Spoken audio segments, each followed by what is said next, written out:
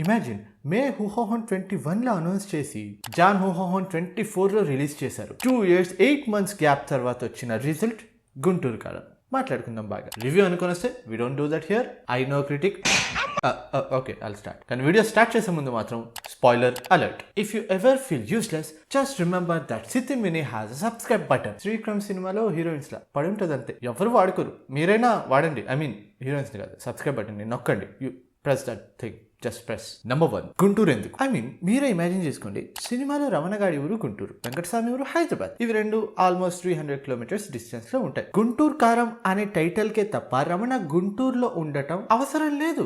Title కోసం అక్కడ ఉన్నాడంతే. నేను ట్రోల్ చేయడానికి ఏదైతే చెప్తున్నాను అనుకుంటే ఒంగోలు గిత్త అనే సినిమా వచ్చింది. ఎందుకు ఆ పేరు పెట్టారు? మార్కెట్ మొత్తం సినిమా అక్కడే ఉంటుంది. అలానే గుంటూరు కారం అనే టైటిల్ పెట్టినప్పుడు అట్లీస్ట్ ఒక 30 సెకండ్లైనా గుంటూరులో ఏదైనా చూపించాలి కదా. Purpose of hero staying in Guntur, what it is?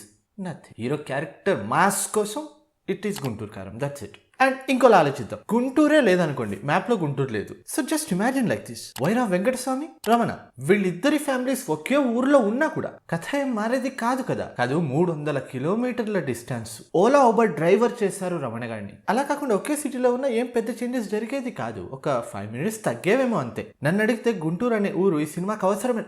Wait, మీకు గుర్తుందా 2022 ఎండింగ్ లో 2023 స్టార్టింగ్ లో ఒక న్యూస్ వచ్చింది. SSMB సినిమా పేరు అమరావతికి అటు ఇటో అని. You guys remember it? Now it all make sense.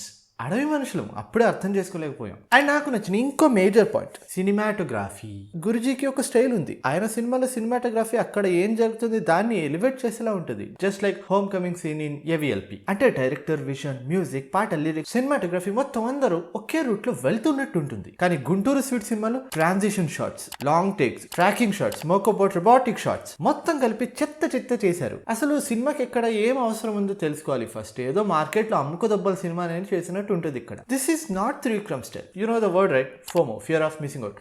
అందరూ ఇదే యూస్ చేస్తున్నారు, మేము కూడా వాడేసుకుందామని వాడేస్తారు అంతే. పర్పస్ ఏం లేదు, జస్ట్ వాడారంతే. అవి ఫ్లోని డిస్టర్బ్ చేసాయి తప్ప అస్సలు ఇంట్రెస్ట్ ని పెంచలేదు. మెయిన్ గా ఆ ఫైట్ సీన్స్ లో choreography was very random. Mocobot వాడుతున్నప్పుడు సాంగ్స్ లో స్టెప్స్ లా ప్రతి ఒక్కటి కూడా క్లీన్ గా కొరియోగ్రాఫ్ చేసుకోవాలి. అలానే చేయాలి. బట్ నో, ఆ ఫీల్ మిస్ అయింది ఈ action scenes. Literally fight scenes లో బోర్ కొట్టేసింది నాకు. అంటే త్రివిక్రమ్ ఫైట్ సీన్స్ కి, యాక్షన్ సీన్స్ కి ఒక కాన్సెప్ట్ ఉంటుంది. ప్రతి ఒక్క ఫైట్ సీన్ కి కూడా ఒక కాన్సెప్ట్ కంపల్సరీగా ఉంటుంది. మీకు అర్థమే లేదంటే AVLP సినిమాలో దుపట్టాని డ్రై చేసే ఫైట్ కాన్సెప్ట్. ఇలానే మీరు త్రివిక్రమ్ సినిమాలో ఏ యాక్షన్ సీన్, ఏ ఫైట్ సీన్ చూసినా ఒక కాన్సెప్ట్ ఉంటుంది. అది మిస్ అయ్యా నేను ఇక్కడ. 4 or 5 ఫైట్ సీన్స్ అయితే ఉన్నాయి కానీ ఒక్క దాంట్లో కూడా కాన్సెప్ట్ లేదు. Random with R. ఇదే కాకుండా మీరు ఇంకోటి గమనించారా? డబ్బింగ్ కూడా కొన్ని చోట వర్స్ట్ గా ఉంటుంది. వాళ్ళదే వీళ్ళది కాదు. మెయిన్ గా బాబ్ డబ్బింగ్ సెకండ్ హాఫ్ లో ఇంకా దరిద్రంగా, దారుణంగా ఉంటుంది. RR చేస్తున్నప్పుడు the great super Saiyan Thaman mode ని ఆన్ లో పెట్టుకొని చేశారేమో. ఒకే ఒక మ్యూజిక్ ఇన్స్ట్రుమెంట్ పెట్టుకొని ఒక కప్ కాఫీ తాగేలోపు 3-4 types ఆఫ్ బీట్స్ కొట్టి మిగతాది ఏతో యాడ్ చేసి డబ్బులు తీసేసుకున్నా అని సిగ్గు లేకుండా త్రివిక్రమ్ గారికి చూపిస్తే ఆయన సిగ్గుపడుతూ ఒప్పేసుకున్నారా అనేలా ఉంటుంది. స్కూల్లో మ్యాథ్స్ టీచర్ చేతుల్ని ఫ్లిప్ చేసి ఐరన్ స్కేల్ తో కొట్టేవాడు. గుర్తొచ్చింది ఈ సినిమా చూస్తున్నప్పుడు నాకు. ఇంట్లో ఓజీ వచ్చేంత వరకు పిండి వంటలే తినాలి. అఫ్ కోర్స్ అమ్మ అన్నం పెట్టదు కదా. ఈ సినిమా చూస్తే definitely she will put some విషయం. అండ్ పొరపాటున ఈయన ఎక్కడైనా బయట కనిపించేస్తే పరిగెత్తడం కూడా కష్టం, దొరికిపోతాడు. ఈ సినిమా మొత్తంలో 1-1.5 పాట బాగుందంతే. మ్యారన్న మ్యూజిక్ డైరెక్టర్ అయితే అది తమనన్నే. అది మ్యాటర్. కాస్ట్ విషయానికి వస్తే గురుజీ సినిమా ఎక్కువ కష్టపడాల్సిన అవసరం లేదు. డైలాగ్స్ చిన్నగా ఉంటాయి, స్క్రీన్ టైం ఎక్కువ ఉండదు. సో అందరూ ఒప్పేసుకుంటారు. But Babu is Babu. He did great job. Acting professionally heart stroke, scenes opening, emotions రావ్, movie failed, but still Babu is Babu. He did great job. మొత్తం 307 kgs బాబు ఒక్కడే మోసుకెళ్ళాడు. కాకపోతే మోసుకెళ్ళిపోయిన తర్వాత తెలిసింది ఆయన ఎత్తుకొచ్చాడు అనే ఇమాజినేషన్ లో ఉన్నాడే కానీ మోసుకెళ్ళడానికి ఏం లేదు ఇక్కడ. He gave his best. Let's talk about గురుజీనో. గురుజీ కాదు, క్యాబేజీ. మడత పెట్టాల్సింది కుర్చీని కాదు, గురుజీని. ఇది ఇంటర్నెట్ లో చాలా వైరల్ ఇప్పుడు. సో ఇలా చెప్పే వాళ్ళకి నేనేం చెప్తానంటే, ఇలాంటి వాళ్ళు భూమికి భారమే తప్ప దేనికి పనికిరారు. కేవలం రెండే ఫ్లాప్ సినిమాలు ఇస్తే గురుజీ గతాన్నే మర్చిపోయారు వీళ్ళు. ఆయన ఇచ్చిన ప్రతి ఒక్క సినిమా కూడా మాస్టర్ పీస్.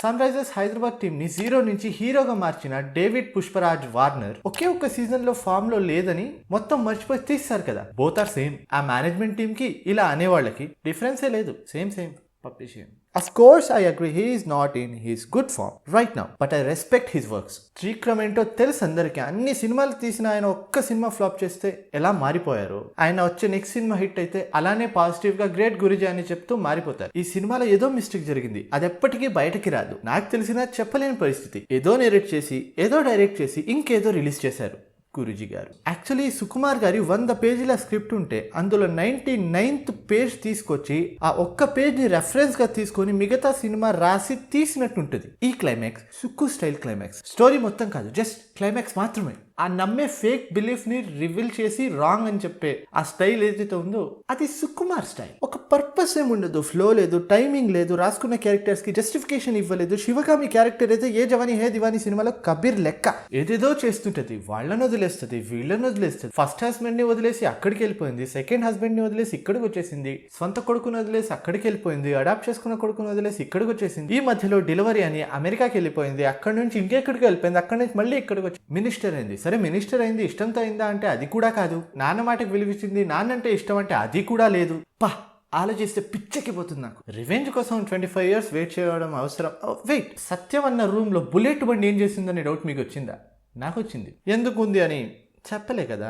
ఆయనేమో అప్పటి నుంచి ఉన్న నిజాన్ని రమణ దగ్గర చెప్పకుండా దాచేస్తాడు, రూమ్ లోనే ఉండిపోతాడు, అటువైపు ఉన్న రాంగ్ సైడ్ విండోని చూస్తూ కూర్చుంటాడు. అండ్ తర్వాత క్లైమాక్స్ లో పీక్ రివీల్, వీళ్ళందరి వెనుక శివగామి ప్రేమ ఉందంట. ఈ క్లైమాక్స్ నాకు ఎలా అనిపించిందంటే లైగర్ సినిమాలో అనన్య పాండే లవ్ సాక్రిఫైస్ చేసుకుంది అనే ట్విస్ట్ ఒకటి చూపించారు కదా, దరిద్రమైన ట్విస్ట్, షేమ్ టు షేమ్. అలానే అనిపించింది నాకు. సినిమా ఎండ్ క్రెడిట్స్ రోల్ అవుతున్నప్పుడు నేను వెయిట్ చేశా, పోస్ట్ క్రెడిట్స్ లో జకాస్ ఇట్స్ అ ప్రాంక్ అని అంటారేమో అని. లాస్ట్ లో ఆ ఒక్క డైలాగ్ వచ్చేసి ఉంటే సినిమా నిజంగా కొంచెం పైకి లేచేది. 2 జేబులో చేతులు పెట్టుకొని ఎక్కడికి పోతారో వాళ్ళకి తెలుసు, అక్కడ వెళ్ళిపోయేవారు. గురుజీ గారు అయితే కంఫర్ట్ జోన్ నుంచి బయటకి రావాలబ్బా. ఆయన కంఫర్ట్ జోన్స్ ఇవే. ఇది నేను ఎవరికి చెప్తున్నానో వాళ్ళకి తెలుసు. స్క్రిప్ట్ వింటున్నప్పుడు చేసే వాళ్లే వినాలే తప్ప ఫస్ట్ ఒకరు విని తర్వాత కొన్ని చేంజెస్ చేసి ఆ తర్వాత ఇంకొకరికి నెరేట్ చేయడం కరెక్ట్ కాదు. అలా చేస్తే డబ్బులు వస్తాయి పక్క. ఈ ప్రాసెస్ లో లీగసీ మర్చిపోయారు అంతే. వర్క్ చేయాలి ఈ ప్రాసెస్ మీద డెఫినెట్లీ. గుంటూరు కారం అనే టైటిలే కాదు, కాకినాడ కాజా, చెట్టినాడు చికెన్, ఆత్రేయపురం పూతరేకలు, నూజివీడు మామిడి పండు, ఇలా ఏ టైటిల్ పెట్టుకున్నా కరెక్ట్ గా సెట్ అయిపోయేది సినిమాకి. ఒక కీబోర్డ్ ముందు పెట్టుకుని గుంటూరు కారంలో అవసరం లేని సీన్స్ ని డిలీట్ చేసుకుంటూ వస్తే చివరికి మిగిలేది సగం పాట 7 నిమిషాల మహేష్ బాబు గారు తప్ప ఇంకేం లేదు అక్కడ. ఈ వీడియోని త్రివిక్రమ్ గారి స్టైల్లోనే ఎండ్ చేస్తా. నమ్మలేని వాస్తవికతం, జీర్ణించుకోలేని విషాదం, అర్హత లేని నమ్మకం, కళాతీతం లేని అవసరం ఈ గుంటూరు కారం. సో అంతే, గుంటూరు కారం మూవీ మీద నేను చేయాలనుకున్న డిస్కషన్. ఇది 4వ డిస్కషన్ వీడియో అండ్ ఇప్పటికే I'm done with this type of videos. ఇక చేస్తానో లేదో కూడా నాకు తెలియదు ఇలాంటి వీడియోస్.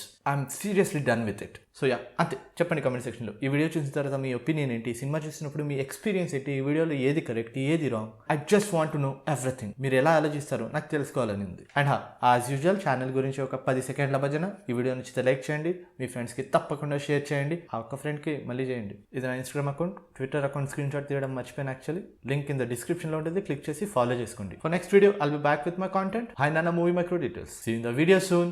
Bye bye.